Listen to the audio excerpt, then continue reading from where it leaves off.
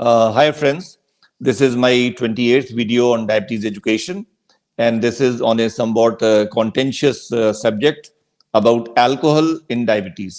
क्योंकि बहुत से लोग होते हैं वो अल्कोहल को यूज करते हैं और डॉक्टर से पूछते हैं कि हम कितना अल्कोहल को यूज कर सकते हैं। तो ये प्रैक्टिकल सवाल है और हमने अक्सर मीटिंग्स में ये चीज देखी है कि डॉक्टर्स की मीटिंग्स में भी ये सवाल जब उठता है तो ये फिर साइंस से बात उतर के वहां पहुंच जाती है कि पर्सनल प्रेफरेंसेस किसके क्या हैं। तो जिसको अल्कोहल पसंद है वो उसको जस्टिफाई करता है, जिसको नहीं पसंद है वो उसको उसके अगेंस्ट में बोलता है।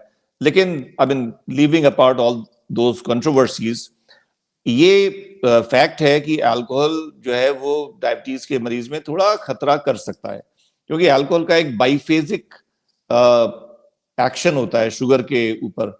तो जिस समय इंसान अल्कोहल कंज्यूम करता है उस समय उसकी शुगर बढ़ती है और फिर करीब 12-13 घंटे के बाद उसकी शुगर कम होती है, फिर उसको हाइपोग्लाइसीमिया के चांसेस हो सकते हैं। तो जिस समय वो अल्कोहल कंज्यूम करता है तो उस समय उसकी शुगर बढ़ती है because of alcoholic calories, and alcohol has got lot of calories, and उसके साथ में फिर वो कुछ खाता भी है, नाश्ता भी करता है, कुछ एकम्पनीमेंट्स होते हैं तो उनकी भी कैलोरीज होती हैं। और अल्कोहल में अक्सर अल्कोहलिक कैलोरीज ही नहीं होती बल्कि उसमें अलग से और कार्बोहाइड्रेट कैलोरीज भी होती हैं, depending upon which alcohol it is. तो एक फेज होती है while consuming it that the sugar goes high, और एक पॉसिबिलिटी होती है 12-13 घंटे के बाद that the sugar might go low, and these both phases are directly related to the quantity of alcohol consumed. तो क्वांटिटी जितनी ज्यादा होगी उतना इनिशियल राइज भी शुगर का ज्यादा होगा और उतना फिर हाइपोग्लाइसीमिया की इंटेंसिटी भी ज्यादा होगी।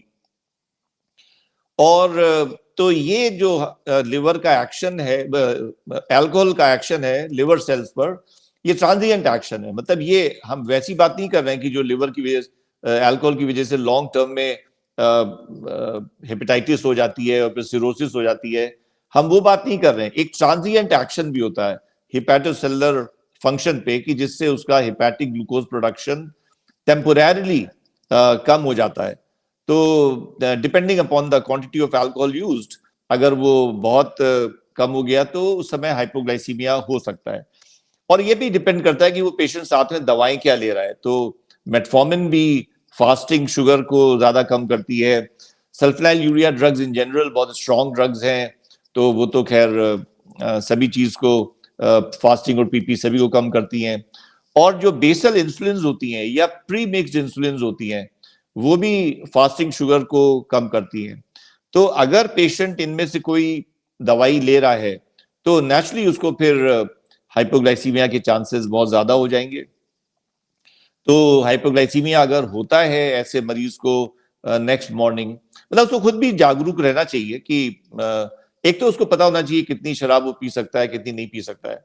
और अगर उसको हाइपोग्लाइसीमिया, अच्छा अगर एक बार हाइपोग्लाइसीमिया हो रहा है then you should become more knowledgeable about this, and then he should change his drinking habits for future. तो अगर उसके घर वाले हैं तो घर वालों को ये चीज मालूम है तो वो भी शुगर चेक करके उसको अप्रोप्रिएट मीठा कुछ दे सकते हैं अगर हाइपोग्लाइसीमिया हो रहा है। तो हाइपोग्लाइसीमिया अगर होता है तो उसका ट्रीटमेंट तो वही है जो नॉर्मल हाइपोग्लाइसीमिया में होना चाहिए। तो अब ये है कि रिकमेंडेशन कितनी शराब पीने की है, कितनी शराब दी जा सकती है। तो एडीए की जो रिकमेंडेशन है वो है 1 drink per day for women and 2 drinks per day for main. तो ये अमेरिकन डायबिटीज एसोसिएशन की रिकमेंडेशंस हैं about using alcohol in diabetics. ये हम सिर्फ डायबिटिक्स की बात कर रहे हैं। और 1 ड्रिंक का मतलब होता है 45 ml ऑफ स्पिरिट्स, मतलब विस्की, रम, वोडका, टकीला, ये जो हार्ड लिकर्स होते हैं, जो स्पिरिट्स होती हैं, उसकी 45 ml is 1 drink, 150 ml of wine and 500 ml of beer. तो ये 1 ड्रिंक होती है। 2 ड्रिंक्स का मतलब आप इसका डबल कर सकते हैं। और ये अगर कोई वीकेंड पे लेता है कोई कोई आदमी की हम 2 ड्रिंक्स लेते हैं सैटरडे इवनिंग को, then I will never say no to him. लेकिन ये इससे ज्यादा लेता है then I will definitely encourage him to bring it down to the recommended level. फिर लोग बहुत सी ये सवाल भी पूछते हैं कि कौन सी शराब लेनी चाहिए हमको, कौन सी शराब अच्छी होती है। That's a difficult question, that's a difficult question, क्योंकि मैं आपको बताऊं इंटरेस्टिंगली, और ये एडीए की रिकमेंडेशन में भी लिखा हुआ है साफ कि जो माइल्ड टू मॉडरेट ड्रिंकर्स होते हैं उनका डायबिटिक कंट्रोल बेहतर होता है, उनका कार्डियोवास्कुलर डिजीज प्रोफाइल बेटर होता है, उनको हार्ट की बीमारियां कम होती हैं। लेकिन दोनों एक्सट्रीम्स पे जो नॉन ड्रिंकर्स हैं वो और जो हैवी ड्रिंकर्स हैं वो, इन दोनों का प्रोफाइल जो है वो खराब होता है, उनको डायबिटीज भी उनकी ज्यादा बिगड़ जाती है और हार्ट की बीमारियां भी होने के चांसेस ज्यादा होते हैं। तो अब सवाल ये है कि अगर वो पेशेंट पूछता है कि कौन सी हम अल्कोहल यूज करें, तो हम सिर्फ कैलोरी के पॉइंट ऑफ व्यू से बता रहे हैं। कैलोरी के पॉइंट ऑफ व्यू से जो स्पिरिट्स हैं उनमें कैलोरीज सबसे कम होती हैं, बिकॉज उसमें कार्बोहाइड्रेट्स नहीं होते हैं, नगण्य होते हैं, तो जो भी है वो अल्कोहल की कैलोरीज होती हैं। Followed by dry wines, dry wines have got lesser calories as compare to sweet wines.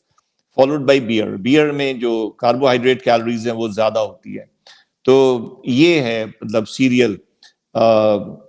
So preferred should be the spirits, followed by dry wine, followed by sweet wines, and followed by beer. और इसमें एक और खास बात है कि red wines are in general supposed to be better than white wines because of their polyphenols and which are anti-aging elements, antioxidants. तो और ये बड़ा विवाद का प्रश्न रहा है कि इंग्लैंड और फ्रांस में हार्ट डिजीज में बहुत अंतर है, और उसको कहते हैं कि एक वजह यह है कि फ्रांस में red wine is preferred and England में white wine is preferred. So that remains an unanswered question. But yes, this is about what the literature says about using alcohol. And so I will stop here.